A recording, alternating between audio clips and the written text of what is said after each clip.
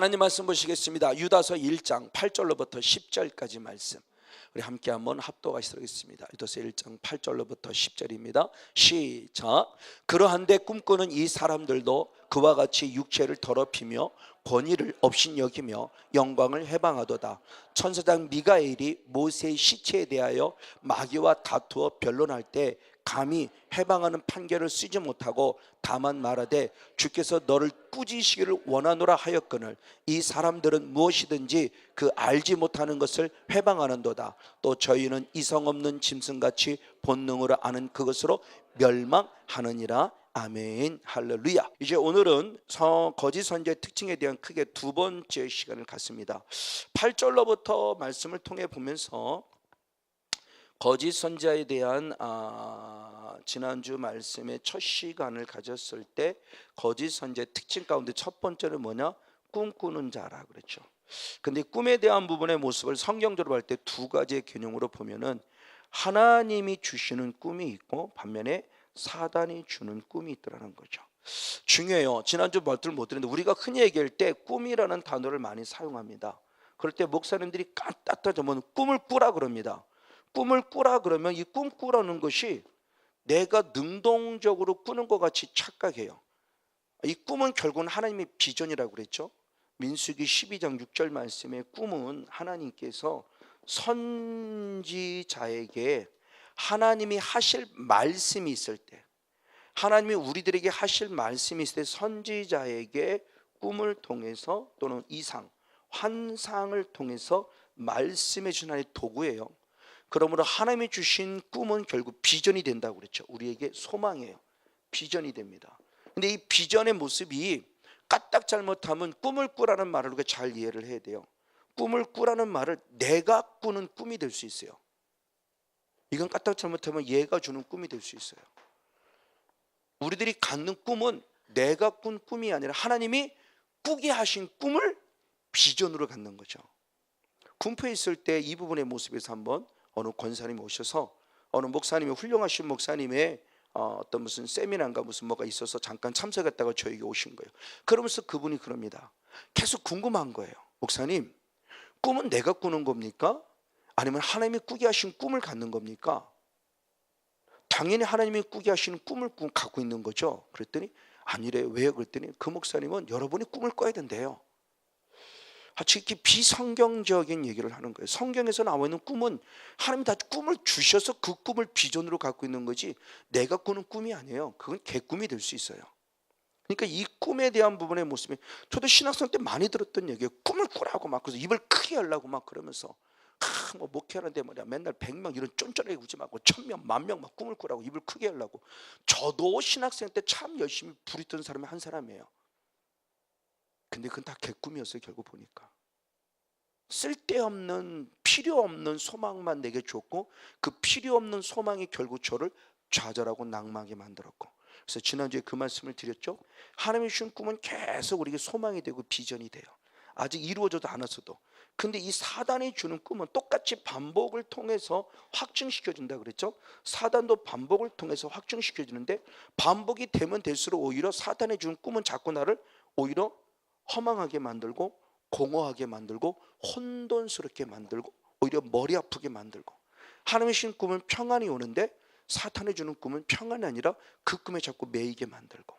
전혀 차원의 다르다는 부분의 모습을 눈의 말씀을 들으면서 우리 분별할 수 있어야 되고, 하나님의 주신 꿈이란 다면 놓치지 말고, 하나님의 주신 꿈과 비전인데 그 꿈과 그 비전이 이루어지기까지는 주님이 1년 만에 후딱, 한 달 만에 후딱 주지 않아요. 상당히 오랜 시간이 걸리죠. 오랜 시간이 걸립니다. 십수년이 걸릴 수도 있어요. 그러나 하나님의 주신 꿈이 확실하다면 그 과정을 이겨나가죠. 어려움이 없는 것이라 어려움을 이겨나가요. 반드시는 그 꿈. 그래서 거짓 선자를 꿈꾸는 자라고 말하는 것은 결국 헛된 꿈을 꾼 자이고, 그것이 하나님이 주신 꿈인 양 거짓을 말하고, 거짓을 말했을 때 그 꿈이 내게 이루어지지 않으므로 그 꿈을 받은 자 역시도 공허하고 혼돈하게 빠지게 되고. 그래서 이 꿈이라는 과정을 또 다른 각도로 말하면 예언이 될 수 있는데, 예언의 부분이 대단히 중요하다는 말을 수없이 여러분의 말씀을 드렸죠. 그래서 정말 다시 한 번 더 내가 꾸는 꿈이 진정 하나님이 주신 꿈인지 아니면 사단이 준 꿈인지를 잘 분별해내고, 사단이 준 꿈이라면 빨리 제거할 것이고, 하나님이 주신 꿈이라 한다면 비전 속에서 어떤 환경, 어떤 조건이 있든지 잘 이겨나가 주님의 때를 빨리 앞당겨가는 성령 충만한 주인공 모두가 되기를 소원하면서, 주님 지난주의 말씀을 우리가 은혜를 나누었습니다. 이제 오늘의 말씀은 지난주 말씀에 이어서 꿈꾸는 자라고 하는 이 거짓 선자가 또 다른 어떤 특징을 가지고 있는가라는 부분 속에서 또 다른 특징을 함께 나누며 함께 한번 말씀을 통해서 은혜를 나누기 원합니다. 자, 다시 한번 읽겠습니다. 유다서 1장 8절을 한 절 말씀 우리 한번 같이 한 목소리 읽겠습니다. 시작. 그러한데 꿈꾸는 이 사람들도 그와 같이 육체를 더럽히며 권위를 없인 여기며 영광을 해방하도다 그랬습니다. 그러한데라고 하면서 꿈꾸는 이 사람들이 바로 누구냐? 거짓 선지자예요. 지금 거짓 선자를 지금 이렇게 비유로 설명합니다. 저 말을 우리가 의미를 생각하면 거짓 선지자들은 이렇게 생각하면 돼요. 그걸 꿈꾸는 자라고 한 거니까. 자, 그러면서 그와 같이 그랬습니다. 그와 같이라고 하는 단어를 사용했어요. 그와 같이라는 단어를 사용한 의도가 뭘 것이냐는 것은 좀 수업 지금 강조하죠. 유다가 구원에 대해서 관심을 가졌는데 일반 사람들과 다른 관심을 갖고 있어요. 늦게 예수를 믿었어요. 예수님의 형제이지만 뒤늦게 예수를 믿고 보니까 이 구원이 너무너무 중요한 거예요. 그래서 구원의 모습을 그냥 단순히 믿습니다로 끝나는 것이 아니라 그 믿음이 뭐냐를 표현했을 때 분명히 무엇하라? 힘써 싸워야 한다라고 하는 영적 싸움을 통해서 쟁취하는 것임을 얘기를 했죠. 영생을 취하는 거예요. 그래서 디모데전서 6장 12절의 말씀에 바울이 디모데에게 말할 때 내가 믿음의 선한 싸움을 싸워서 영생을 취하라, 이를 위하여 너희가 부르심을 입었다고 했죠. 영생을 취하는 것, 믿음으로 얻은 구원의 은혜 속에서 이 영생을 뺏기지 않고 끝까지 싸워야 될, 이걸 이제 강조한 거예요. 그럼 왜 이야기가 나왔냐 그랬을 때 거짓 선지자들 때문에, 영지주의자라는 거짓 선자들 때문에 이 구원에서 다시 심각하게 유다가 말하게 되는 배경이 나오는 겁니다.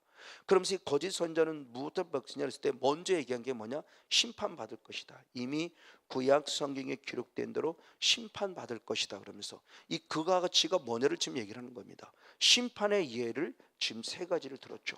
5절, 6절, 7절에 5절에서 말씀에 애굽에서 구원을 받았으나 믿음으로 순종하지 않은 자가 멸망받은 것 같이 거짓 선자도 멸망한다. 두 번째 모습은 자기 자를 지키지 않은 범죄한 천사가 멸망받은 것처럼 거짓 선자도 멸망을 당한다. 그리고 세 번째 모습은 소돔과 고모라 성의 간음을 통해서 그들이 멸망받은 것처럼 여기 나타난 거짓 선도 멸망을 당한다 할 때 그 거짓 선자, 이와 같이라는 겁니다. 여기 그와 같이라는 게 바로 그거예요. 저 꿈꾸는 자들이 그와 같이 앞에 있는 멸망받은 자들과 같이라는 얘기예요.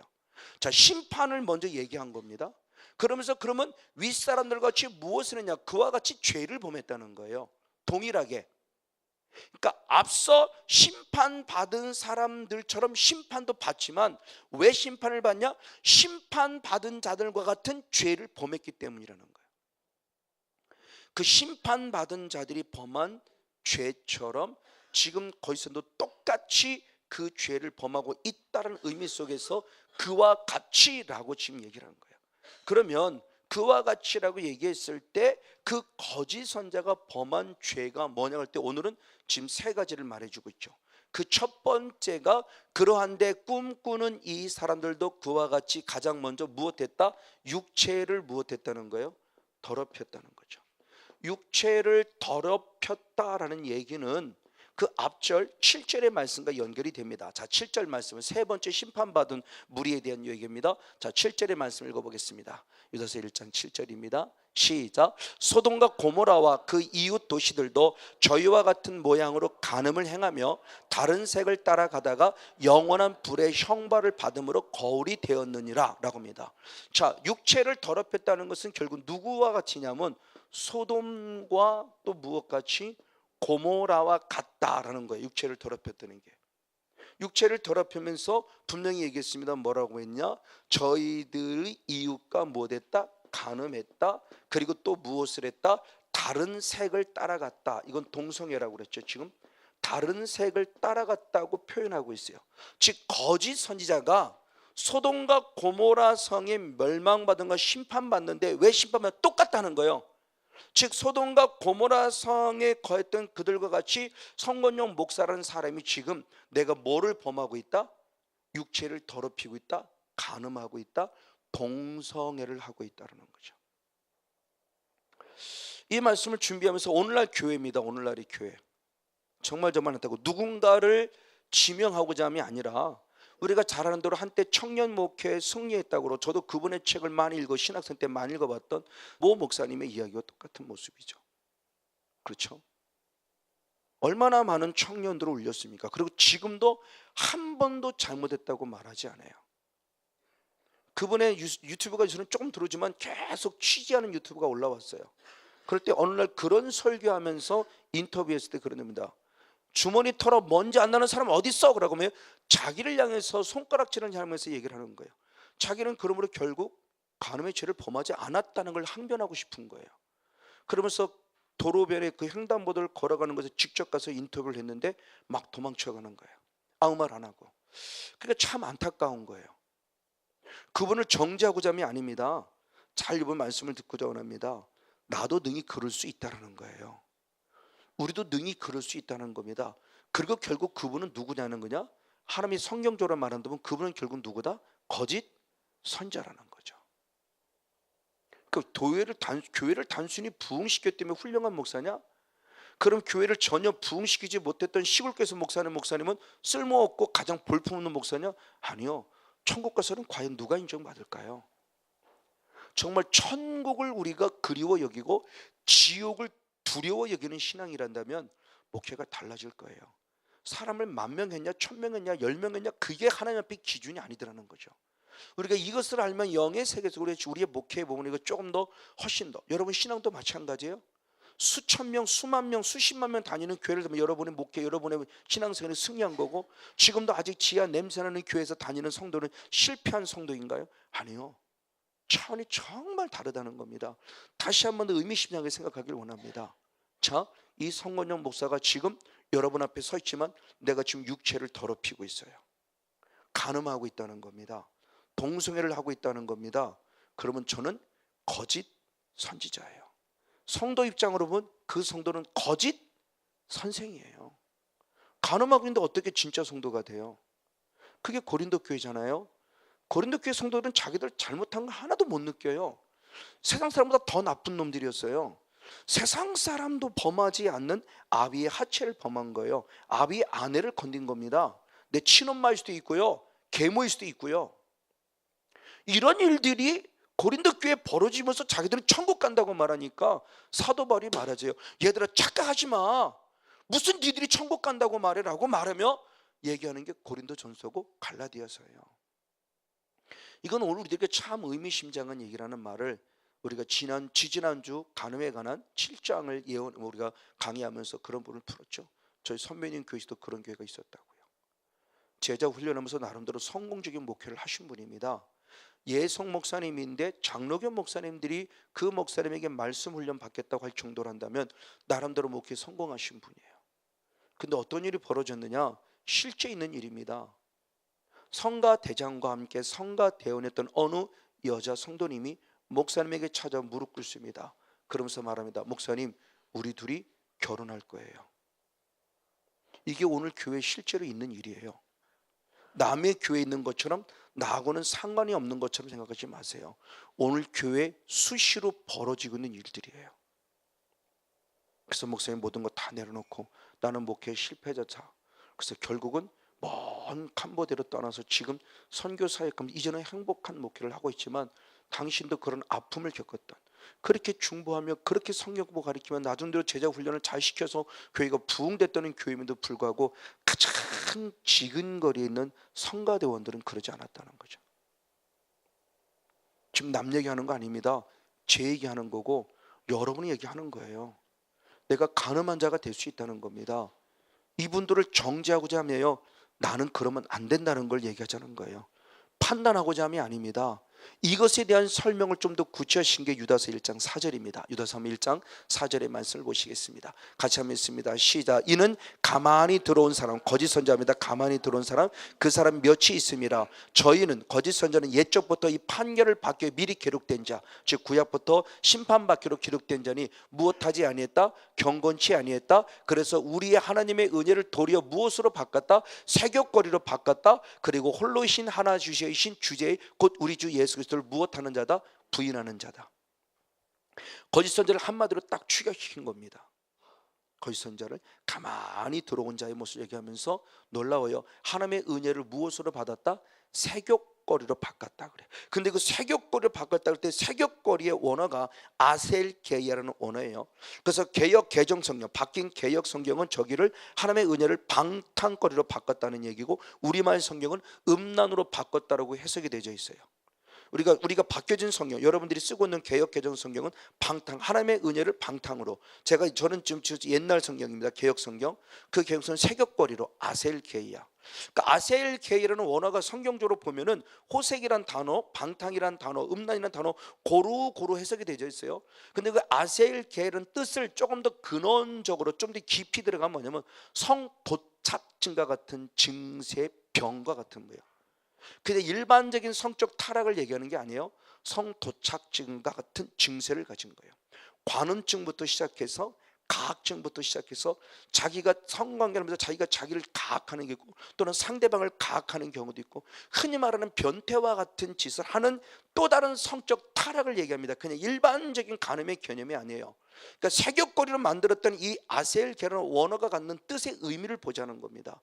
이런 말씀들의 모습이 잘 기록된 또 다른 모습이 엘리생의 두 아들인 홈리와 비느하스예요. 한번 성경을 펴봅니다. 사무엘상 2장 22절. 사무엘상 2장 22절입니다. 시작. 엘리가 많이 늙었더니 그 아들들이 온 이스라엘에게 행한 모든 일과 회막문에서 수종드는 여인과 무엇했어요? 동침했어요. 이 홈리와 비느하스가 하나님의 성전에 드려진 헌금만 입마에 포켓한 것이 아니라, 오늘날 말하면은 어떤 교회들처럼 결국은 성도를 건드렸다는 거예요.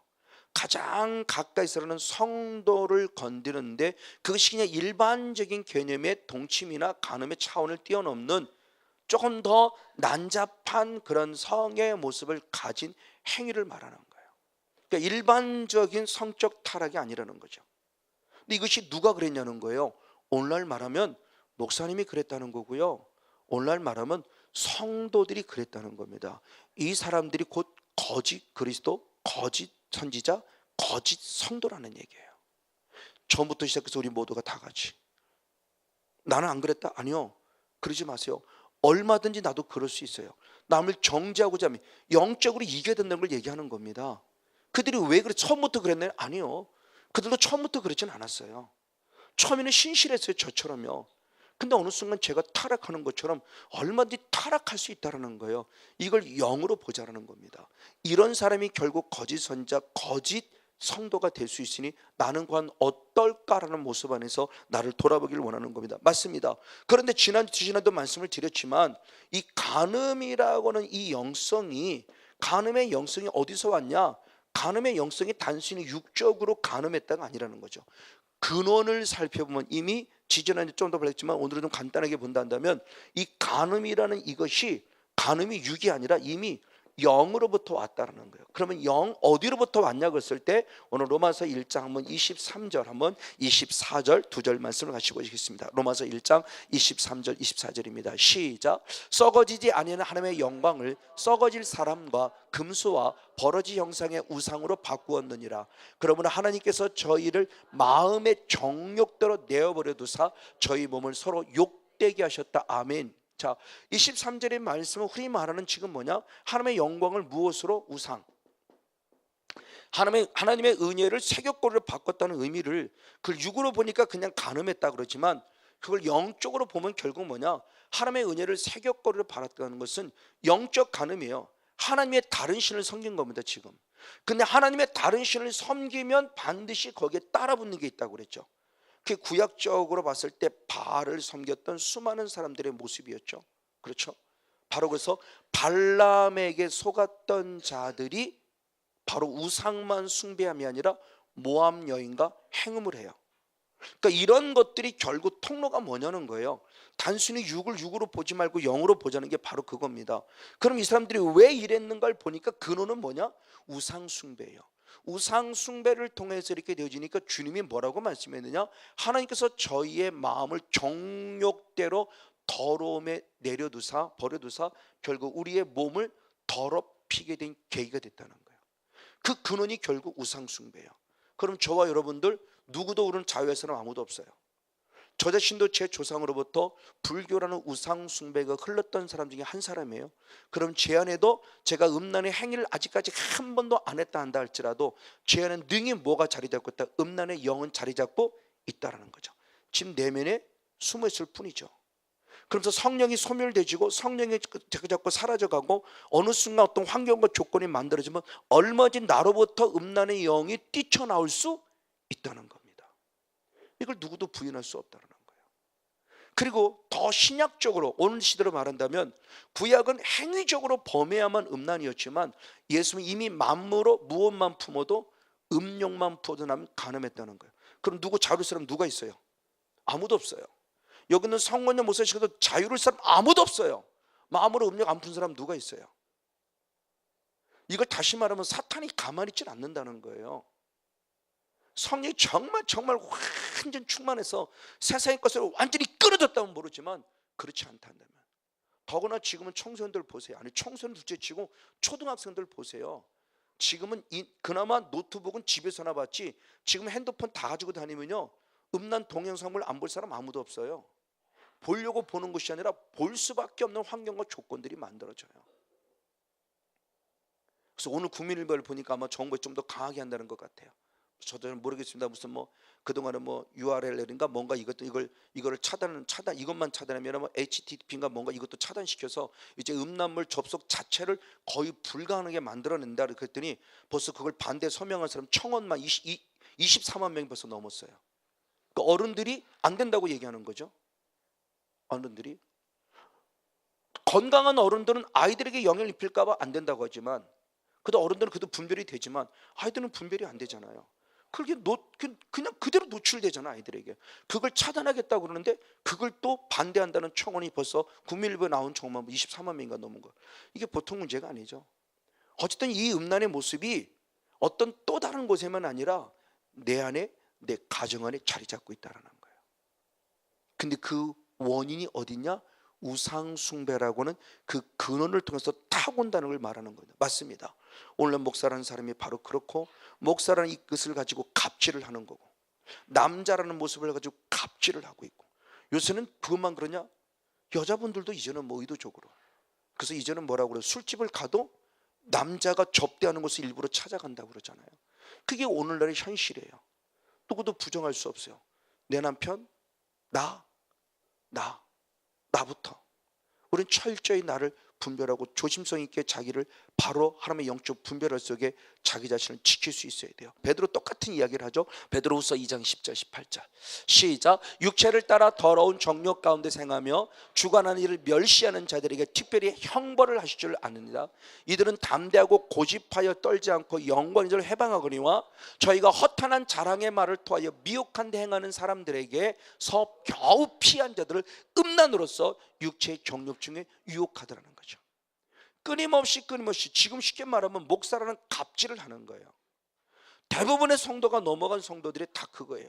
목사님 옆에 꼼짝할 수 없었어요. 목사가 시키는데 아니요 그런 건 목사가 시켜도 떨쳐내야 돼요. 그리고 그러면 되겠지만 제발 목사님하고 1대1로 만나려고 하지 마세요. 혹시라도 목사님이 1대1로 만나면 만나지 마시라는 겁니다. 사모님은 나이 여쭤보고 누가 전사님 옆에 있냐 여쭤보고 아니면 남편을 같이 나가든지 스스로 지키세요. 그것도 지혜예요. 혼자 만나자 그러면 절대 혼자 만나지 않는다고 그러세요. 목사가 그 말을 한다는 자체가 이미 잘못이에요. 왜 혼자 만나요? 성도를. 이건 있을 수 없는 얘기예요. 그러니까 피체가 자기를 지키는 거죠. 아이들에게도 교육시켜야 되고요. 성도들에게 교육시켜야 되고요. 목회자 역시 정신 바짝 차려야 되고요. 있을 수 없는 일이 벌어지는 게 오늘 현실이에요. 이게 바로 우리들보다 1000년 전에 있었고 지금도 똑같이 흐르고 있어요.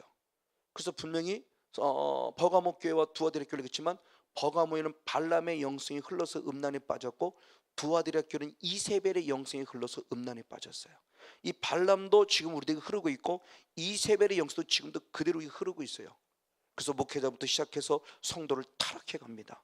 나는 참 성도인가 참 선지자인가, 거짓 성도인가 거짓 선자인가, 거짓 선지자인가, 자기를 분별할 줄 알며 자기를 지킬 줄 아는. 그래서 영의 세력 속에서 우상 숭배의 영과 반드시 싸워 이겨서 일반적인 우상 숭배로 토는 틈도 주지 말을 뿐만 아니라 간음의 역사도 틈을 주지 않고 반드시 싸워 이기는 저와 여러분 우리 모두가 되어지기를 주님으로 간절히 축복하고 축원을 드립니다. 두 번째 모습이 있습니다. 다시 한번 유다서 1장 8절입니다. 또 다른 특징 가운데 두 번째 거짓의 특징은 무엇이냐? 시작. 그러한데 꿈꾸는 이 사람들도 그와 같이 육체를 더럽힐 뿐만 아니라 권위를 업신여겼다라고 말합니다. 자, 첫 번째는 거짓 선지의 특징이 육체를 더럽힌 음란에 빠져있는 모습을 봅니다. 그런가 반면에 두 번째의 모습은 무엇이라는 말이냐? 권위를 무엇했다고 말합니까? 업신여겼다고 말합니다. 권위를 업신여겼다. 거짓 선자의 특징이 뭐냐? 권위를 업신여겨요. 근데 그 권위를 업신여겼다 해도 권위라는 원어가 퀴리오테스인데, 퀴리오테스는 어디서 만나요? 잘 알고 있는 퀴리오스, 주죠. 주. 예수님을 부를 때 주, 퀴리오스, 당신은 나의 주인이십니다. 퀴리오스, 주인으로부터 유래된 단어로서 그 퀴리오테스라는 원어는 지위 또는 주권 또는 통치권이라는 의미를 가지고 있어요. 이 말을 잘 설명한 대표적인 말씀이 아까 읽었던 베드로후서 2장 10절의 말씀 역시 한번 있습니다. 베드로후서 2장 10절 한 절 말씀을 같이 한번 읽겠습니다. 베드로후서 2장 10절 시작. 육체를 따라 더러운 정욕 가운데 행하며 주관하는 일을 멸시하는 자들에게 특별히 형벌하실 줄을 아느니라. 이들은 담대하고 곧 조집하여 떨지 않고 영광의 들 해방했다. 자, 거짓 선지 특징을 육체를 따라 더러운 정욕 가운데 행하는 자, 결국 아까 얘기했던 육신을 간음하는 자의 모습이에요. 베드로가 유다하고 똑같이 보는 겁니다. 두 번째가 뭐냐? 그러면서 주관하는 일을 멸시했다. 주관하는 이가 결국 누구니까? 하나님이죠. 근데 그 우리의 성경은 주관이라고 했어요. 그 주관이란 단어가 똑같은 무엇이냐? 바로 퀴리오테스라는 원어인데 이걸 세번역 성경에서는 주관한 일 뭐냐? 권위 있는 자, 권위라고 해석이 됐고 한글 킹제임스 성경에서는 통치권, 통치하는 자, 통치권을 가진 자를 멸시했다. 자, 저 퀴리오테스는 내가 지금 예전에 쓰는 성경은 주관이라고 그랬고 세번역 성경은 권위라고 해석되어 있고 한글 원어를 그대로 직역하는 한글 킹제임스 성경역에서는 통치권을 가진 자를 멸시했다는 거예요. 즉 뭐를 말하느냐? 하나님의 절대적 주권을 말하는 거예요. 즉 거짓 선지자는 하나님이 세우신 권위를 무엇한다? 무너뜨리는 자예요. 질서를 무너뜨리는 자예요. 질서를 파괴시키는 자입니다. 가정이라는 공동체 안에 하나님이 세우신 권위가 있어요. 높고 낮음을 말하는 게 아닙니다. 누가 잘났다 몰랐다를 얘기하는 게 아니에요. 가정에는 주님이 분명히 말씀하기를 하나님이 최고의 물은 예수님이지만 가정이라는 공동체 안에서 머리는 주 누구를 세우셨다? 남편, 그리고 아내예요. 그리고 자녀. 위아래를 말하는 게 아니에요. 남편과 아내는 동등되나 가정이라는 질서를 공동체를 지키기 위한 질서 속에서 하나님이 잠깐 남편을 여자의 머리로 삼았어요. 그 권위가 있어요. 그 질서가 있다는 겁니다. 교회라는 공동체도 여러분에게 제가 더 잘난 것 아닙니다.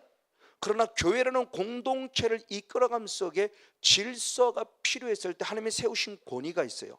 목사라는 권위를 세워줬고 그리고 목회의 모습에서는 이지만 일반 성도인 가운데 또한 권위 속에 장로님과 권사님의 권위를 세워줬고 그리고 집사님과 성도의 권위를 세워서 교회라는 공동체를 이끌어간 질서를 주님 만들어준 거예요. 그리고 사회라는 공동체에 들어가면 윗사람과 아랫사람의 질서가 있어요. 그래서 에베소 6장의 말씀에서는 5장에서는 가정이라는 뒤에 부부의 질서를 얘기했고 그리고 부모와 자녀의 질서를 얘기했는가 반면에 6장에 들어가서는 공동체, 사회라는 공동체, 직장에 나가든 너보다 윗사람, 그렇죠? 나의 쉽게 말하면 사장님이 계시고 나는 그 밑에 직원이라는 거예요. 사장이라고 사장이 갑질하는 것이 아니라 그 공동체를 이끌어내면 질서가 있다는 거죠. 죽게 하듯 하라 그랬어요. 윗사람에게, 상사에게. 이런 질서가 있어요. 이게 하나님이 세우신 권위예요. 하나님의 절대적 주권 안에 세워진 권위예요. 근데 지금 그 권위마저 이제 무너져가고 있죠. 그러니까 하나님이 세우신 권위마저 이제 무너져갑니다. 교회라는 공동체에서 무너지고요, 가정이라는 공동체에서 무너져요. 저는 엊그저께 처음 알았습니다. 그 여권에 있을 때, 저는 못 받는 여권에 있을 때 그동안은 여자에 대해서 그럴 때 내 와이프예요. 성권형의 와이프. 근데 성권형의 와이프가 아니라 이제는 누구라고 쓰냐, 와이프라는 단어를 보세요. 왜? 와이프는 여자에게만 쓰는 단어니까. 그럼 누구라고 쓰냐? 배우자. 배우자. 그 영어로 뭡니까? 스포즈 뭐라고 그러죠? 배우자라고 쓰는 거예요. 그 목사님도 깜짝 놀랐대요. 배우자란 얘기 뭐냐? 남자도 배우자가 될 수 있어요. 중성. 여자이면 여자가 배우자가 될 수 있어요. 이제는 와이프라고 하지 않아요. 남편이라고 하지 않아요. 여권에도 그렇게 표기된대요. 저도 이번에 새로 여권을 갱신했는데 아주 그렇게 써도 모르겠어요. 어떻게 됐는지. 앞으로 이제 막 쓸 때 아마 그렇게 써야 된다는 얘기를 하는 것 같아요. 이렇게 와이프라고 쓰지 마라라고 하면서 그것이 올라와서 저도 다시 봤는데 이게 오늘날의 세대예요. 이런 권위들이 지금 침체되고 권위들이 파괴되고 있어요. 그 권위에 대한 부분의 모습을 지금 말하고 있는 겁니다. 하나님의 절대적 주권의 권위들이 무시돼요. 하나님의 절대적 주권의 권위들이 무시되는 것은 놀랍게, 자 보십시오. 방금 앞에 있는 모습과 연결되는 거예요. 영적인 간음, 우상 숭배를 통해서 육적인 간음의 관계들이 잃어버려져 세격거리가 됐을 때 그 세격거리의 모습이 지난주 말씀에 다른 색을 쫓았다는 동성애, 이런 것들이 결국 하나님의 권위, 하나님의 질서가 파괴되고 있는 대표적인 모습이고, 그 권위가 파괴된 것은 결국 뭐냐? 예수 그리스도를 부인하게 되는 결과를 가져옴에 대한 부분을 보게 됩니다. 자, 지난주 말씀에, 지지난주 말씀에서 권위에 대한 부분의 모습 많이 말씀 나눴죠. 물론 다음 주에 좀 더 나오겠습니다만, 이 권위에 대한 부분을 봤을 때 아주 중요한 부분의 모습이 결국 예수 그리스도를 부인하는 그런 모습인데, 그 예수 그리스도를 부인했던 그 모습에 대한 설명을 다시 한번 유다서 1장 한번 4절의 말씀을 봅니다. 유다서 1장 4절의 말씀 시작. 이는 가만히 들어온 사람 몇이 있습니다. 저희는 옛적부터 이 판결로 미리 기록된 자니 경건치 아니한 우리 하나님의 은혜를 세격거리를 바꾸었고 결국 홀로 하나이신 주제 곧 우리 주 예수 그리스도를 무엇하는 결과요? 부인하는 것이죠. 자, 육적인 부분 속에 간음이 간음으로 끝납니다. 결국은 이것이 더 나아가 예수 그리스도를 무엇하는 거리 되냐? 부인하는 결과를 가져왔음에 대한, 물론 따로따로 볼 수도 있습니다만 지금 유다가 말하고자 하는 모습은 지금 같이 병행되어 가고 있는 모습이에요. 그래서 결국 잘 아는 대로 베드로 역시도 예수님을 3번씩이나 무엇했습니까? 부인한 결과를 가져오고 있죠. 너무나 잘 알고 있어요. 물론 그런 나중에 말씀이 있었기 때문에 회개에 돌아와서 하나님께 멋지게 쓰임 받았습니다만 베드로 역시도 똑같아요. 그럼 여기는 성문이 모습 똑같고 우리도 다 똑같다는 거예요. 어느 순간 우리도 모르게 하나님의 권위를 부인하게 돼요. 예수 그리스도의 권위를 부인하게 돼요. 하나님이 부족하지만 나라는 존재를 목사로 세운 이 거룩한 권위를 내가 스스로 부인할 수 있어요. 제자라는 권위 자체를 아주 무참하게 짓밟아 버렸어요. 그러면서 자기는 절대 처음에는 예수님 부인하던 그렇게 호언장담했으나 한순간 무너졌어요. 누구 때문에? 사탄 때문에. 이게 사단의 간교한 역사의 모습입니다. 자, 이런 부분들의 모습을 보는데, 이런 대표적인 권위의 모습을 몇 가지를 봤을 때 바로 모습에서 이스라엘 백성들의 모습을 봅니다. 자, 가장 먼저 권위가 무서웠다고 했을 때 가장 먼저의 모습은 유괴 조건으로 보면은 결국 사람을 원망한 것입니다. 근데 영적인 조건으로 보면 사람이 아니라 결국 누구냐? 하나님을 원망한 결과가 된다고 하는 것을 지금 하나님이 우리에게 가르쳐주고 있는 겁니다. 자, 대표적인 말씀입니다. 출애굽기 16장 2절 3절 말씀. 출애굽기 16장 2절 3절. 이스라엘 백성들이 광야에서 나와서 줄였을 때 모세에게 하는 얘기입니다. 시작. 이스라엘 온 회중이 그 광야에서 모세와 아론을 원망하며 그들에게 이르되 우리가 애굽 땅에서 고기 가마 곁에 앉았던 때와 떡을 배불리 먹던 때에 여호와의 손에 죽었다면 좋았을 것을 너희가 이 광야로 우리를 인도하여 이 온 회중으로 무엇하게 줄여 죽게 하는구나. 이게 쉽게 말하면 뭐예요? 예수를 믿는데 가난한 것보다 예수 안 믿고 죄 속에 빠져서 잘 먹고 잘 사는 게 낫겠다고 하는 얘기예요. 혹시 좀 우리들 안에 이런 모습 없나요? 지금 이 순간에 예수 믿어봐야 맨날 이거 진짜 꼬라지도 말이 아니고 말이야. 가난하고 맨날 병들고 아이들도 그렇고 왜 예수를 믿어 더 이래 왜 이러고 이러면서 지금 하나님께 원망하는 거예요. 목사님을 원망하는 거예요. 모세를 아론을 원망하는 겁니다. 수레 거기서 놔뒀으면, 거기서는 잘 먹고 잘 자다 등 따스고 배부르다 죽게 됐으면 얼마나 좋았겠냐고 라고 말하면서 원망, 불평, 불만하는 거예요. 그러니까 아직도 내 안에 기복주의적인 이 사단의 영성이 그 안에 남아있어요.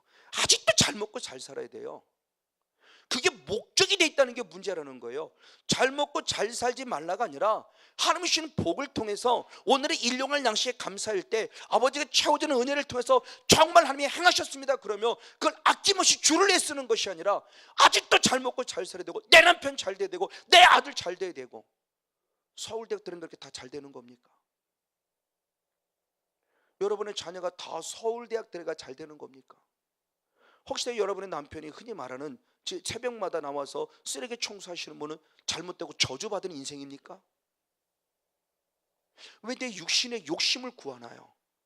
하나님이 하게 하신 부분 속에 감사함으로 정말 내가 쓰레기 청소한다면 그게 하나님의 감사한 모습에 내가 이걸 최선을 다해 하나님이 또 다른 부분에 인도를 바라는 것이 아니라 왜 우리는 아직도 세상의 가치 속에서 서울대학만 들어가면 되고 삼성에 들어가야만 되고 현대에 들어가야만 되고 왜 이것만을 성공의 기준으로 삼느냐는 얘기죠. 오늘도 가끔 제가 이렇게 또 하나 은혜 받는 또 다른 목사님이 계세요. 그 목사님이 걸린 의리입니다. 뭐가 좋은 거냐? 쉽게 얘기하면 그겁니다. 뭐가 예쁜 거냐? 저 여자는 예뻐요. 예뻐. 근데 이 사람이 보니까 그 여자 하나도 안 예뻐요. 그럼 예쁘다는 기준이 뭐냐는 거예요. 예쁘다는 기준. 반대로 그럼 나쁘다는 기준은 뭐냐는 겁니다. 잘 사는 기준은 뭐고 못 사는 기준은 뭐냐는 거예요. 잘 배웠다는 기준은 뭐고 못 배웠다는 기준은 뭐냐는 거예요. 다 자기중심적이라는 거죠.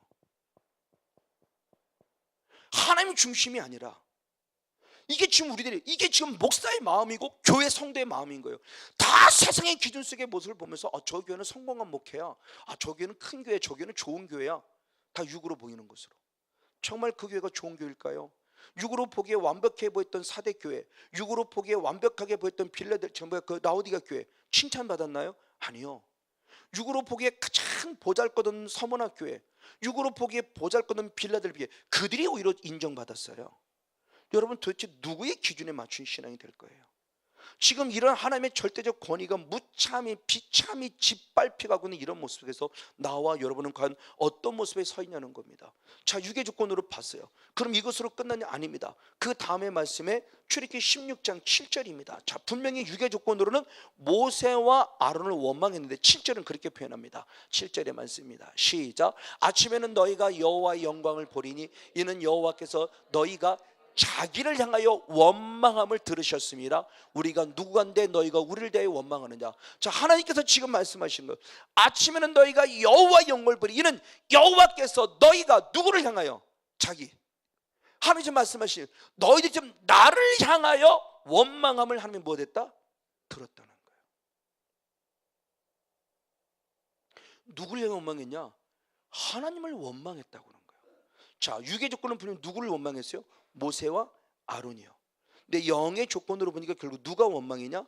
하나님이 원망을 들었다고 말해요. 이게 하나님의 절대적 권위가 무시되고 있는 거예요. 여러분이 남편을 학대했습니까? 책망했고 잔소리했습니까? 아니요. 남편이 아니에요. 남편 안에 계신 예수님이라는 거예요. 그게 사도 바울이 뒤늦게 깨닫고 저도 이 은혜 있고 가장 먼저 깨달은 게 바로 그거였어요. 육을 육으로 보지 말자고 그랬죠. 육은 반드시 영으로 봐야 된다고 그랬어요. 하나님이 육으로 나타내는 모든 것들은 하나님의 신성과 능력을 이미 보여준 것이라고 그랬어요. 이게 일반 계시예요. 그러면 누구도 핑계치 못한다. 하나님을 알지 못했다는 것을 핑계댈 수 없다는 거예요. 영안이 열려야 돼요. 육을 육으로 보지 마시고요. 남편을 단순히 남편으로 보지 마세요. 남편 안에 계신 예수님을 보세요. 그분 안에 작은 예수님이 계십니다. 그래서 남편이 작은 예수가 되는 거예요. 그 작은 예수를 섬길 줄 알을 때 그것이 진정한 천국임을 얘기하죠. 작은 예수를 우습게 여겼더니 주님 반드시 지옥이라고 그랬어요. 그게 염소죠. 염소예요. 그러니까 저와 여러분의 지금 영성이 과연 어떤 영성 안에 있는가의 모습을 대표적으로 볼 수가 있습니다. 또 한 부분의 모습이 그렇습니다. 어떤 결과를 가지고 왔느냐, 참 어떤 모습이 있느냐. 사무엘상 8장 3절 5절입니다. 그 아들들이 그 아비의 행위를 따르지 아니하고 이를 따라서 뇌물을 취하고 판결을 굳게 하니라. 아멘. 그 다음에 5절 말씀, 그에게 이르되 보소 당신은 늙고 당신의 아들들은 당신의 행위를 따르지 아니하니 열방과 같이 우리에게 왕을 세워 우리를 다스리게 하셨다 이겁니다. 자, 사무엘의 두 아들들이 사무엘 같지가 않아요. 사무엘만 같아도 괜찮겠는데 사무엘 같지 않아요. 이 말을 달리 말하면 사무엘의 두 아들들이 자기의 이익만을 취하고 물질만을 취하니까 염증이 생겼어요. 그래서 사무엘의 두 아들을 선자로 용납지 않고 누구처럼 그러냐? 이방, 즉 열방, 이방 사람들, 열방 사람들 같이 우리들에게도 누구를, 사람을 누구로 세워달라 그러냐? 왕으로 세워달라 그러는 인본주의 신앙의 타락의 계기가 만들어져요. 그럼 단순히 사무엘의 두 아들 때문에 그랬을까? 아니죠. 그렇게 보고 어리죠. 왜? 영성의 무슨 한순간에 되는 게 아니에요. 이미 서서히 젖어온 거예요. 그 사무엘의 영성 안에 지배를 받았음에도 뭔가 지금 신앙의 나태가 온 거예요. 근데 마침 그의 두 아들이 온전한 목회를 하지 못하고 육신의 욕심에 가득 차 있는 모습을 보니까 걔는 잘 됐다 라고 말하며 결국 사무엘의 두 아들을 왕으로 선제로 삼지 아니하고 저 이방 사람들, 열방과 같이 이방 사람들과 같이 우리에게도 사람을 왕으로 세워달라고 하는 상상할 수 없는 바로 이러한 요구가 드러나고 있는 거예요. 이게 오늘 신앙의 나태함이에요. 목사님 자꾸 그런 말 하지 마세요. 목사님 자꾸 그런 말 하지 마세요. 똑같은 거죠. 사무엘의 두 아들을 인정하지 않는 거예요. 지금요. 목사님 자꾸 그런 말 하지 마세요. 그러니까 목사를 목사로 보니까 그러는 거죠. 저는 정말 하나님 앞에나 이 설반 성도 앞에나 지금 제가 저 성도를 대한다면 단순히 그 성도를 유괴 조건으로 보고 있지 않아요. 왜?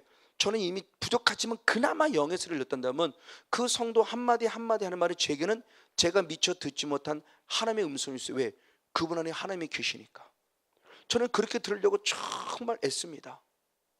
우리 성도들이 계시니까 아실 거예요. 저는 정말 그렇게 성도를 대하고 있고요, 그렇게 그들을 통해서 하나님의 사랑을 나누려고 하고 있고요. 그럼 반대로 말하면 성도 역시도 목사를 또 그렇게 보기를 원하는 거죠. 한 번도 그렇게 말한 적은 없지만 성도 역시도 목사를 목사로 보는 것이 아니라 오늘 목사를 통해서 어떤 말씀을 하시는가를 하나님의 음성을 듣기를 원한다면 피차가 유익이겠죠. 그러니까 이 영성이 필요한 부분이에요. 근데 이 권위가 지금 깨진 겁니다.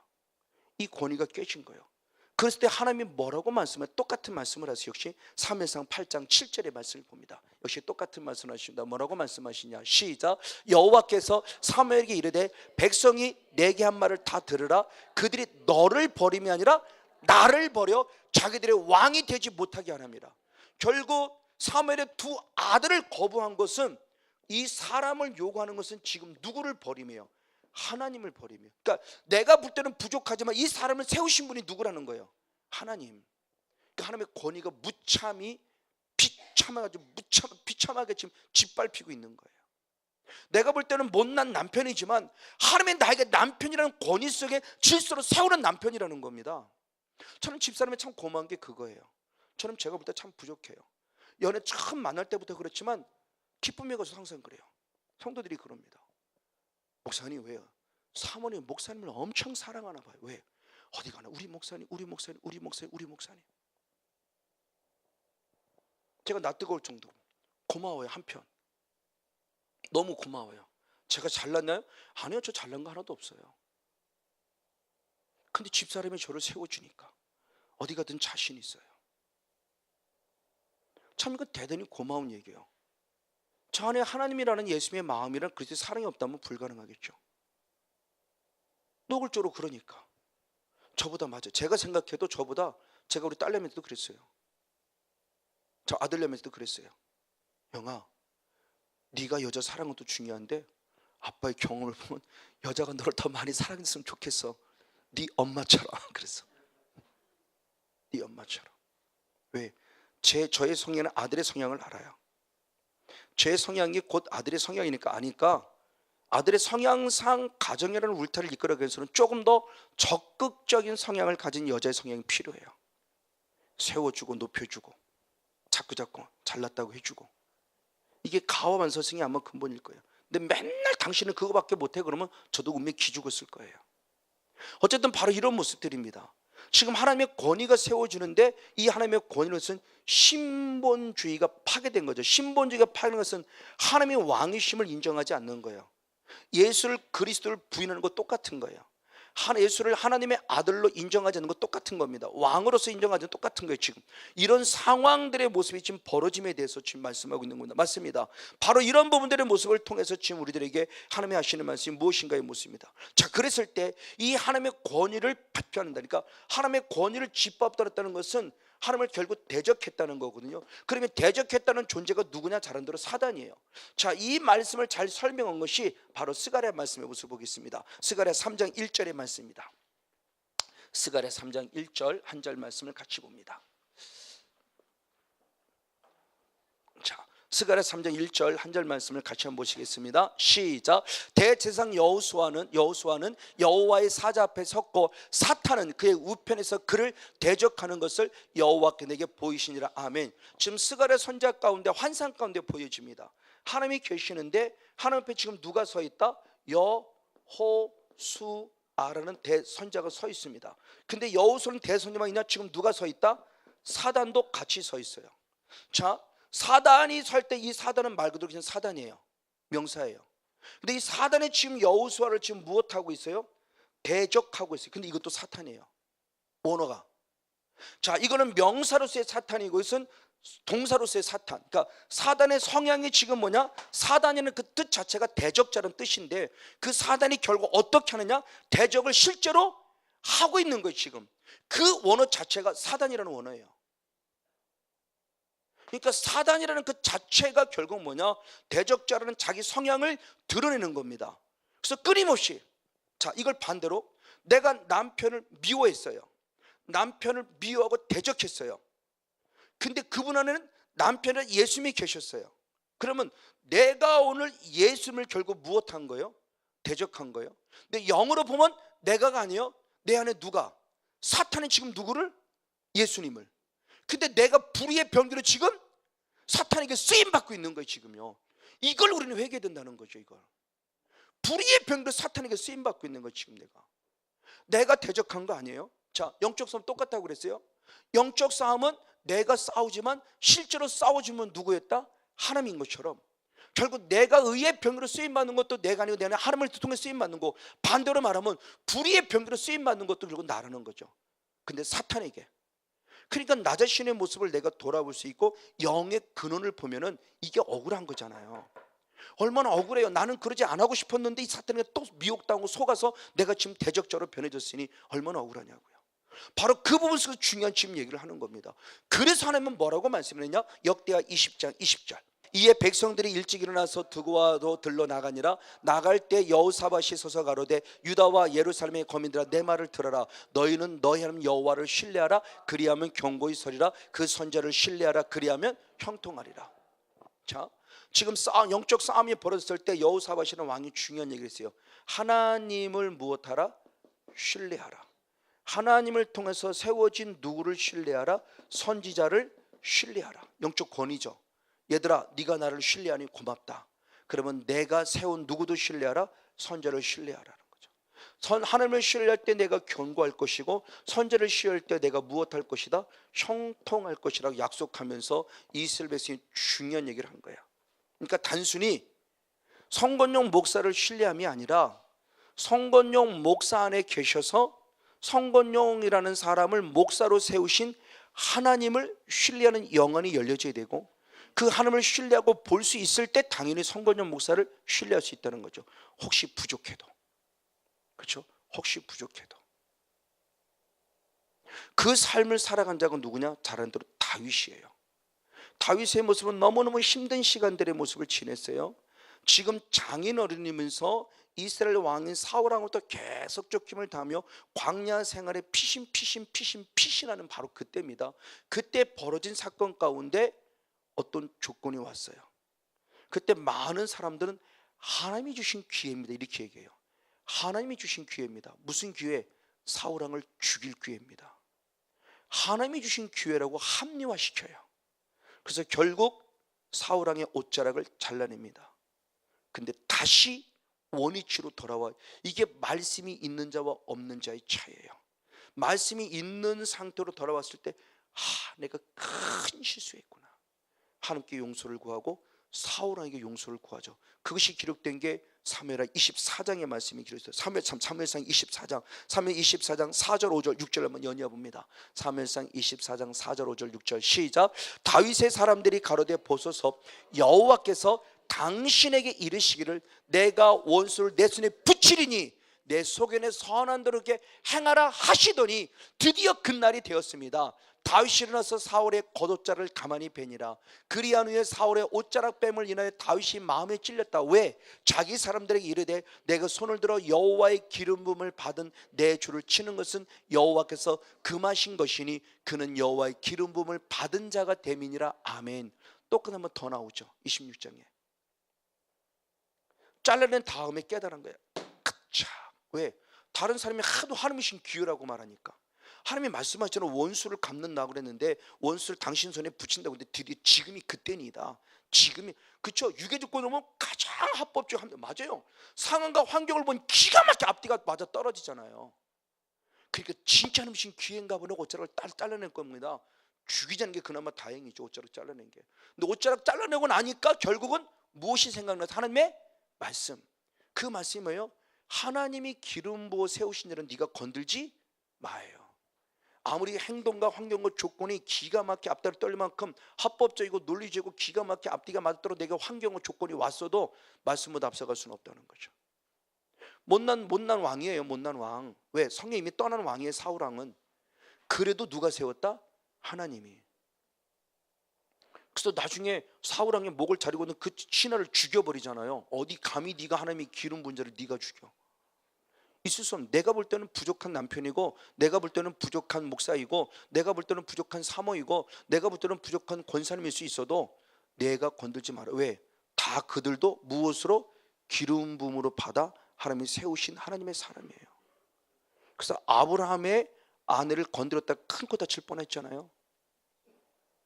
아브라함의 아내를 건드렸다가. 하나님의 세우신 하나님의 사람이에요. 이것을 우리가 아니까 함부로 할 수 없다는 겁니다. 그리고는 기도하는, 이게 권위예요. 하나님이 세우신 질서예요. 이 질서를 파괴시키지 말라는 거죠. 남편은 아내를, 아내는 남편을, 부모님은 자녀를, 자녀는 부모님을. 부모도 자녀가 세우신 질서예요. 그래서 이 부모 보낼 때 자녀들을 화나게 하지 말라고 그랬잖아요. 자녀들 노엽게 하지 말라고 그랬어요. 하나님이 세우신 질서예요. 아랫사람이라고 내가 낳았다고 함부로 할 수 없어요. 자녀를 절대 화나게 하면 안 돼요. 노엽게 하면 안 돼요. 이거 우리가 애들 질서에 지켜야 돼요. 자녀들을. 그러니까 자녀들 자꾸 노엽게 하면 안 돼요. 그러니까 부모의 말 한마디면 자녀가 상처받고 노여주면 안 되잖아요.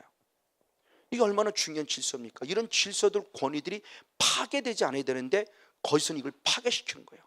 그래서 구약시대 마찬가지지만, 구약시대 사무엘상 22도 마찬가지지만 결국은 뺨을 때리잖아요. 미가의 뺨을 때리잖아요. 근데 똑같은 말씀이 고린도서 11장에도 말씀에 보면은 거짓 선자는 툭하면 뺨을 때리, 속된 말로 하면 갑질하는 거 지금요.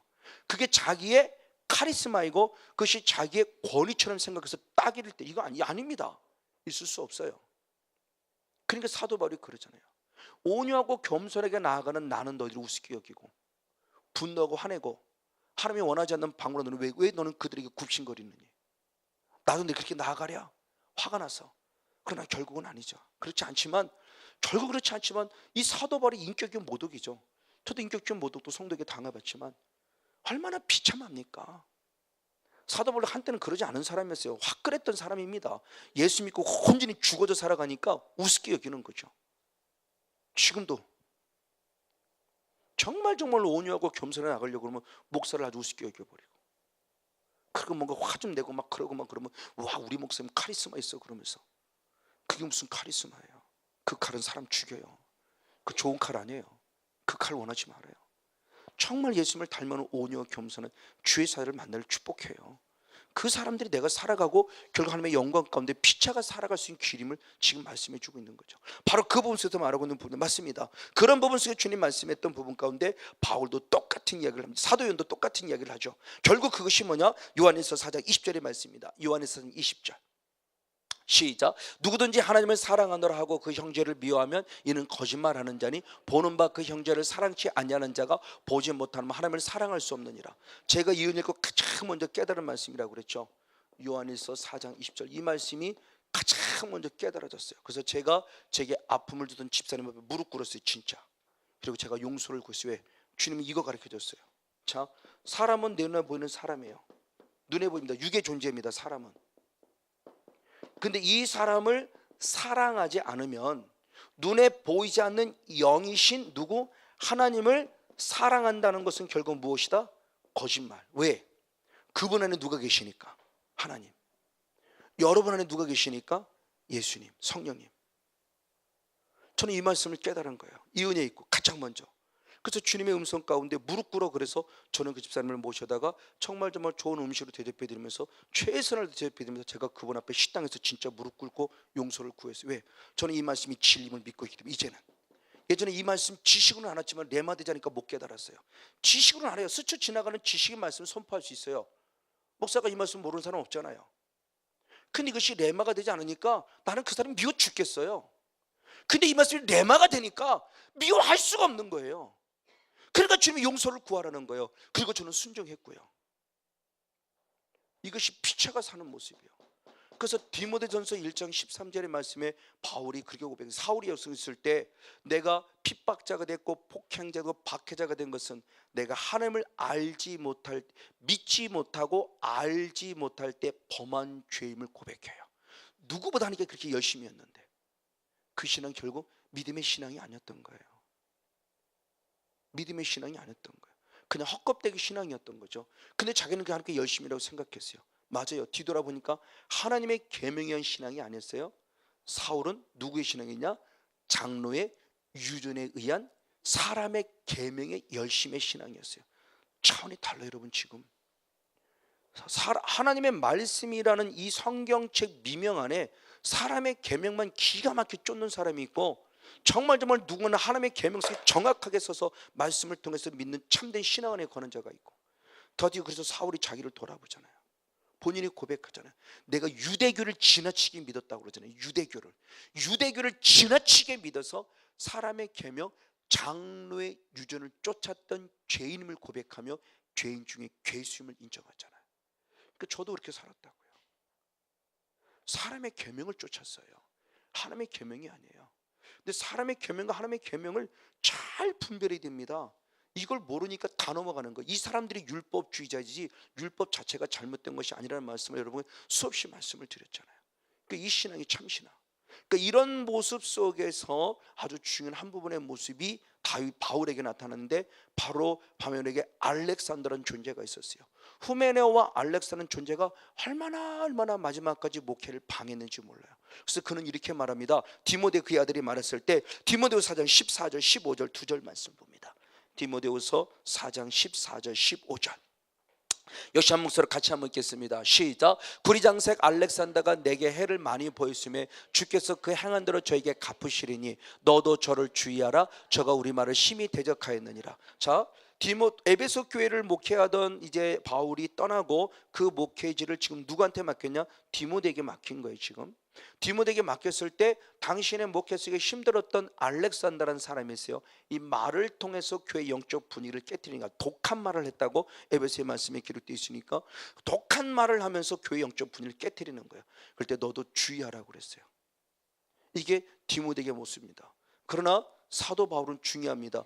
디모데전서 1장 20절에 그렇게 고백합니다. 디모데전서 1장 20절 디모데전서 1장 20절 같이 한번 읽습니다. 시작. 그 가운데 후메네오와 알렉산더가 있으니 내가 사단에게 내어준 것은 저희로 징계를 받아 해방하지 말게 하려 함이라. 아멘. 결국 후메네오와 알렉산더를 사도 바울이 누구한테 내줬다고요? 사단에게. 그러니까 목회자가 참다 안 돼서 여기까지 갔다는 것은 이건 정말 아픈 이야기입니다. 아픈 이야기예요. 저도 정말 그런 경험이 있었어요. 정말 너무너무 힘들었어요. 한 분이 그래서 결단하러 기도원에 올라갔어요. 광흥 기도원. 그래서 기도합니다. 하나님, 나 이제 하나님의 음성 듣고 저 사람을 교회 나가라고 노골적으로 제 성향상 안 되기 때문에 너무너무 힘들어서 하나님의 음성을 듣고 나가서 나가라고 하려고 얘기하려고 마음 먹고 기도원 금식하러 올라갔어요. 그리고 하나님께 헌금을 드립니다. 첫 시간에 강사 모습이 누군지 몰라요. 첫 시간에 가서 이름만 딱 쓰고 기도 제목도 안 쓰고 딱 올렸어요. 근데 그 강사 목사님이 기도해 줍니다. 하나님 내치지도 마시고 버리지도 말게 하옵소서. 아무 내용도 안 썼어요. 근데 그 헌금봉투를 딱 들자마자 성건용 목사 그러면서 하나님 성건용 목사 감사드리면서 하나님 내치지도 마시고 버리지도 말게 하옵소서. 그래서 응답받고 내려왔어요. 아, 내 마음대로 하면 안 되는구나. 내 감정이었구나. 근데 본인이 때가 되니까 결국 나가시더라고요. 그 가운데 속 썩었지만, 많이 속 썩었지만, 참 아픈 모습이었지만, 아, 참 하나님이 이러는 거구나. 근데 사도 바울이 이렇게까지 마지막 사탄에게 내어준다고 할 정도로까지 결단했다는 것은 얼마나 힘들었을까. 여기까지 가면 안 되죠. 피차의 권위의 인정입니다. 다시 한 번 더. 그래서 사도 바울은 로마서 13장 2절에 그렇게 표현했습니다. 로마서 13장 2절을 봅니다. 네, 같이 읽겠습니다. 시작. 그러므로 권세를 거스르는 자는 하나님의 명을 거스리매니 거스르는 자는 심판을 자초하리라. 아멘. 하나님이 세우신 권세를 거스르지 말라는 겁니다. 물론 저기서는 오늘날로 적용하면 대통령이죠. 내 마음에 들지 않아도 대통령으로 하나님이 뽑았어요. 하나님이 다 세우셨다고 했으니까 내 마음에 들지 않아도 함부로 하지 말라는 겁니다. 박근혜 대통령이 그렇게 된 것도 아프지만 또한 반면에 지금 또 다른 부분 속에 태극기 부대가 또 다른 부분 속에 부인하는 것도 이건 아픔이에요. 하나님의 권위를 인정하지 않는 겁니다. 하나님이 세우셨다고 하면 내 마음에 안 들어도, 그렇죠? 사무엘의 두 아들이 내 마음에 안 들어요. 근데 하나님이 세우신 거예요. 근데 그들을 멸하니까 하나님을 버렸다고 인정하잖아요. 대한민국이 정말 하나님께 버림받지 않으려면 하나님이 세우신 권세를 인정해야 돼요. 내 마음에 안 들어도. 결국 뭐냐? 그를 위해 기도해라는 거죠. 언젠가 5년 후에 바뀔 거니까 또 다른 모습이 하나님의 또 다른 원수를 해도 우린 끊임없이 기도하면서 더 이상 악화되지 않고 나쁘지 않게 해서. 저는 정치인을 누구를 찍었냐고 해서 말하는 게 아닙니다. 우린 그분들을 하나님이 세우셨다고 인정하라는 겁니다. 가정도 인정하고 목회도 인정하고 목회자는 성도를 인정하고 피차의 권위를 인정하라. 그래서 질서 속에 거해서 하나님의 나라 하나님의 의를 이루어가는 우리들의 삶이 될 소원하고 주님을 간절히 축복하고 축원을 드립니다. 마지막 세 번째는 어떤 특징을 가지고 있냐? 다시 한번 유다서 1장 8절. 유다서 1장 8절의 말씀을 역시 한번 한 목소리로 같이 보겠습니다. 시작. 그러한데 꿈꾸는 이 사람들도 그와 같이 육체를 더럽혔고 권위를 업신여겼고 영광을 회방하다다 그럽니다. 세 번째의 사탄의 거짓 선지의 특징은 뭐냐? 영광을 무엇했다고 그럽니까? 해방했어요. 영광을 해방했다. 자, 처음에는 육신을 더럽힌 간음, 두 번째 하나님의 권위를 무시함 업신여김, 세 번째는 영광을 해방했다고 그래요. 자, 영광을 해방했다라고 것은 결국 또한 무엇을 가지고 있냐? 같은 의미 속에 비슷한 모습이지만 결국 이것은 사탄의 미혹을 받은 거짓 선자를 향해서 하는 말인데 가장 먼저 그 주예요. 이 거짓 선지자가 하나님의 영광을 해방하도록 만든 존재가 누구냐? 지금 사단을 보는 거죠. 간음하게 만든 것도 사단이고 권위를 무시하게 만든 것도 사단이고 하나님의 영광을 가리워 해방되게 하는 것도 결국 사단이라는 존재입니다. 그럼 사단이라는 존재는 결국 누구냐는 겁니다. 우리 잘 아는 대로 이미 앞서서 말씀을 나눠서 한번 더 볼 때 유다서 한번 1장 6절의 존재, 사단 존재란다. 그 사단의 존재가 되기 이전에 이 존재가 영적으로 천사라고 그랬죠. 그래서 저는 이게 시편 103편 19절로부터 22절까지 말씀 속에서 천사가 누구냐 그랬을 때 가장 먼저 마지막 한번 22절 말씀을 봅니다. 죄송합니다. 시편 103편 22절. 시편 103편 22절. 시작. 여호와의 지으심을 받고 그 다스리는 모든 곳에 있는 너희여 여호와를 송축하라. 내 영혼아 여호와를 송축하라. 20절로부터 천사가 해야 할 일을 차근차근 하면서 22절의 말씀에 하나님이 너를 지었다. 그러니 그 지으신 다르치는 것에서 너는 하나님을 무엇하라? 송축, 영광을 돌리라는 거죠. 하나님을 찬양하고 영광을 돌리고. 천사가 해야 할 일의 가장 첫 번째는 뭐냐? 하나님의 영광이에요. 이게 우리가 할 일이고 천사가 되고 피조물이 해야 할 일이에요. 근데 그 천사였던 그 모습 속에 또 다른 부분에서 20절은 그렇게 표현하고 있습니다. 20절 말씀을 봅니다. 20절 말씀에 한 가지 더 보겠습니다. 시작. 능력이 있어 여호와의 말씀을 이루며 그 말씀의 소리를 듣는 너희 천사여 여호와를 송축하라. 자, 하나님의 지으심 받고 하나님의 영광을 살아든 그 존재가 윗절로 말씀할 때 그에게 뭐가 있다? 능력이 있다. 그래서 능력이 있게 하나님의 말씀을 이루어낼 수 있다는 거죠. 하나님의 소리를 들을 수 있다. 주님의 명령의 소리를 듣고 그 말씀을 이루는 능력이 이미 누구에게 있다? 천사에게 있다는 거예요. 자, 뭐를 얘기하느냐? 바로 유다서 1장 9절과 10절 말씀에 천사라는 존재가 등장해요. 미가엘이라는 천사가 등장해요. 그래서 제가 천사라는 얘기를 꺼내는 겁니다. 천사에게 능력이 있어요. 무슨, 이 말을 달리 말하면 마귀를 멸할 능력을 가지고 있어요. 왜? 하나님께 위임받은 거니까. 그런데 이 천사장 미가엘이 모세의 시체를 두고 다투었다는 사건이 벌어질 때 그 미가엘이 어떻게 영적 싸움을 싸웠는가의 부분을 얘기를 해주는 사건이 유다서 1장 9절에 기록되어 있습니다. 한번 유다서 1장 9절의 말씀을 봅니다. 유다서 1장 9절의 말씀 시작. 천사다 미가엘이 모세의 실체에 대하여 마귀와 다투어 변론할 때 감히 해방하는 판결을 쓰지 못하고 다만 말하되 주께서 너를 꾸짖으시기를 원하노라 하였다. 아멘. 자, 천사 미가엘이 모세의 시체, 모세가 죽은 사건입니다. 모세가 죽었을 때 그 모세의 시체에 대해서 마귀와 다투었다고 그래요. 자, 저 사건은 어디에 있는 거예요? 성경에는 없어요. 근데 이스라엘 백성들이 보는 외경 우리가 지금 보는 성경은 아니에요. 근데 이스라엘 사람들은 보는 또 다른 성경과 같은 권위가 있는 또 다른 책인데 모세 승천기라는 책이 있어요. 유다가 기록한, 나 앞에 나오죠. 유다가 기록한 책 가운데 두 가지를 이용합니다. 에녹서를 인용해요. 더 뒤에 나옵니다. 에녹서를 인용합니다. 인용. 그리고 모세 승천기를 인용한 게 본문의 사건이에요. 그럼 모세 승천을 저는 직접 읽어보진 않았지만 제가 그래서 인터넷 뒤져보면서 모세 승천인가 뭔가를 보니까 모세가 결국 행했던 어떤 그런 말을 읽었는데 마지막의 내용이 그런 내용이 나옵니다. 모세가 죽었을 때 하나님은 왜? 지금 이스라엘 백성에서 모세는 대단한 사람이에요. 눈에 보이지 않는 하나님을 대신하는 사람입니다. 그러니까 대단히 위대롭게 보는 거예요. 그 위대하게 봤을 때 모세의 시체를 보는 똑같은 시각, 하나님이 보는 시각과 사탄이 보는 시각인데 그래서 시체를 갖고 다투었다는 게 바로 그거예요. 하나님은 모세에게 미가엘이 그랬다는 거예요. 빨리 모세의 시체를 치워라. 그래서 많은 사람이 모세의 시체에 관심을 갖지 못하게 알아요. 근데 마귀는 모세의 시체를 가지고 많은 사람이 모세의 시체 앞에 무릎 꿇어서 울면서 모세를 우상처럼 위대하게 섬기게 만들어 하나님을 잊어버리게 만들고 하는 거예요. 자, 하나님의 모세 승계 내용이 그런 얘기를 하는 겁니다. 하나님은 모세를 빨리 치워버리는 것에서 모세를 쉽게 잊어버리고 결국 누구를 기억하라? 하나님. 근데 사탄은 모세를 기억하라는 거예요. 하나님을 잊어버리고.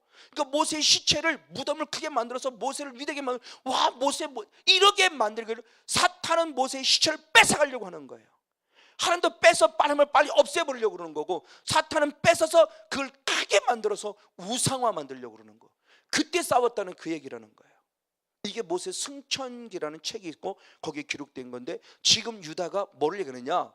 거짓 선지자의 모습을 얘기하면서 중요한 걸 얘기해요. 하나님의 영광을 해방했다는 게 그게 지금 뭐냐는 거죠. 자기를 노세우고 자기를 높이고 하나님을 잊어버리니까는 신명기 13장 똑같이 신명기 13장 1절로부터 5절까지 말씀에 꿈꾸는 자의 말을 믿지 말라. 왜? 그들은 하나님을 떠나고 자기를 믿게 하니까. 이게 거짓은 특징이에요.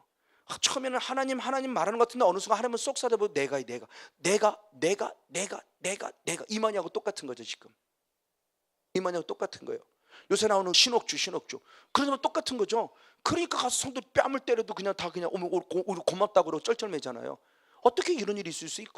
거짓 선지자의 대표적인 모습이죠. 어떻게 목회자가 성도를 때려요?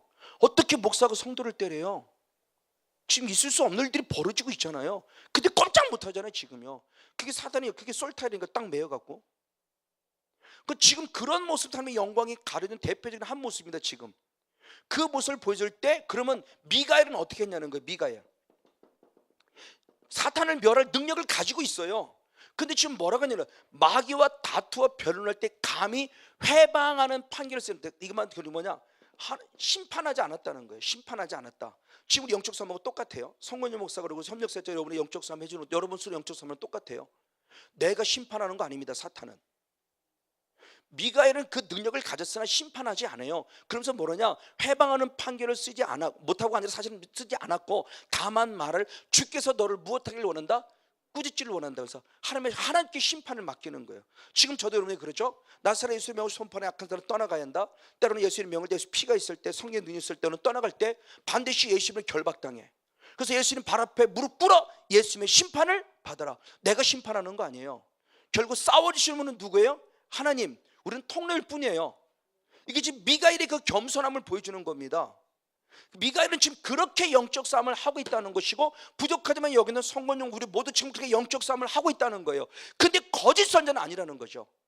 그 판단, 그 비판, 그 모든 정죄, 그걸 다 누가 하냐? 자기가 다 갖는 거예요 지금요. 자, 이 거짓 선지자는 반대라는 걸 지금 얘기하는 겁니다. 지금 그 모습에 대한 부분이요. 그걸 다시 한 번 더 유다서 1장 10절에 조금 더 보충 설명했습니다. 유다서 1장 10절을 봅니다. 같이 있습니다. 시작. 이 사람들은 거짓 선지자입니다. 무엇이든지 그 알지 못하는 걸 회방하는도다. 또 저희는 이성 없는 짐승같이 본능으로 하는 그것으로 말미암아 무엇한다? 멸망한다. 그러니까 영적 원리를 알지 못하고 자기가 자기 마음대로 모든 것들의 것을 심판하며 하나님의 영광을 지금 회방하고 있는 거예요. 어리석은 거죠. 자기 똑똑해, 자기 똑똑. 내가 잘난 것처럼. 지금 거짓의 특징입니다. 즉 흔히 말하면 앞뒤로 하나님의 권위예요. 우리 갈 때는 여기까지예요. 싸우는 것도 우리가 여기까지예요. 그 이상까지는 하나님의 손에 있는 거예요. 골리앗을 싸워서 물맷돌을 던지는 것까지는 다윗이 할 노릇이지만, 물맷돌을 놓은 순간부터는 누가 한다? 하나님이요. 손을 얹고 예수님의 손편에 떠나가라고 명령하는 우리까지지만, 그 이후에 그를 하나님의 밧줄로 묶어서 마지막 발에 들었을 때 마지막 심판하시는 분은 결국 누구다? 하나님이에요. 근데 이 권위를 지금 회방하고 무시하면서 하나님의 영광을 가로채는 자가 있으니 그가 바로 누구다? 거짓 선지자라는 거예요. 지금요. 제가 그랬다는 말씀을 드렸죠. 초기 사역 때입니다. 항상 제 마음속에 인격적인 선배를 만났기 때문에 나는 항상 없다고 생각했었어요. 근데 한순간 저도 교만해지더라고요. 마지막 언제 하도 초기 사역 때입니다. 두 분의 마지막 사역을 하는데, 그 구성전에서 하는데 너무너무 사역이 잘 되는 거예요. 이제껏 경험한 분이 그때로서는 그게 최상이었으니까 너무너무 사역이 잘 되니까 제 마음속에서 무슨 마음이 생겨서 순간 스치고 들어간 겁니다. 인사받아야지. 이정선 목사님이 기도하고 있어요. 그러면 우리는 마무리 짓고 빨리 나가야 돼요. 이정선 목사님 마지막 이제 결론 내리는 결과를 마무리 기도하면은 나는 빨리 나가야 돼요. 지금도 우리가 협력사역자입니다만 팀장 부족하지만 제가 팀장이 마무리 기도하면 다 나가야 되는 거예요. 손 얹지 말라는 겁니다. 자, 근데 저는 손을 얹고 있었어요. 손을 얹고 있었어요. 그럴 때 선명한 주님의 음성이 들린 겁니다. 저는 처음 하나님 요구도 먹었어요. 야 이놈아, 네가 왜 내 영광을 가로채? 깜짝 소리 딱 떼버렸어요. 그래서 아차, 내가 그러지 말아야 늘 생각했으면서도 한순간 제가 하나님의 생각을 딱 놓치는 순간 손 얹고 그들로부터 칭찬받고 싶어서, 인정받고 싶어. 이게 하나님의 영광이었던 거죠. 근데 그걸 내가 가로채려고 했어요. 만약 제가 그래도 하나님의 그 음성을 듣고도 계셨으면 저는 이미 타락했어요. 저는 거짓 선지자예요. 그래서 제가 협력사역도 그러는 겁니다. 협력사역들을 보고도 자꾸 사람 만나러 가지 말고 자꾸 인사받으러 가지 말아라. 그냥 우리는 사역을 끝나고 사역 끝에 딱 끝나면 딱 들어와라. 자꾸 성도 만나고서 뭐 이렇게 하지 마라. 그래서 저는 철저하게 경험했고 오늘 지금 그 말씀입니다. 하나님의 영광을 해방했다는 게 바로 그거예요. 영광을 가로채는 겁니다. 내가 있다고 착각하고 만들고 있고 내가 있다는 교만에 빠지게 만드는 모습에 대한 부분의 모습을 지금 말하고 있는데, 그럼 왜 그랬냐라고 하는 것을 얘기했을 때 그는 누구였다? 이성 없는 누구라고 그랬어요? 짐승이라고 그랬어요. 짐승이라. 사람인데 지금 누구로 표현했냐? 짐승. 짐승은 결국 누구를 지금 상징하는 의미예요? 사단.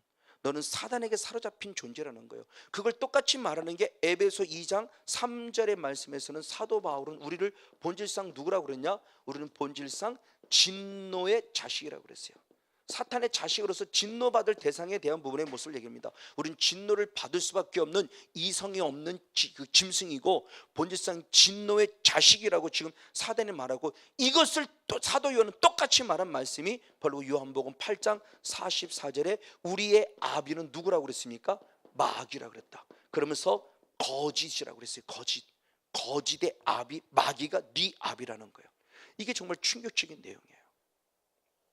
근데 저는 이 말씀에 대한 부분을 얘기했을 때 그 전에 봤던 그 유대교인을 얘기한 거 이렇게 생각했는데 아니요. 31절의 말씀에 들어보니까 유대교인들 중에 예수를 믿은 사람들에게 말해요. 우리의 본질을 가리키는 거죠. 근데 본질을 가리켜 그 말씀 들으면 맞아요, 맞습니다. 그동안 내가 진노의 자식이었어 용서를 구하면 되는데 예수 믿어 대들잖아요.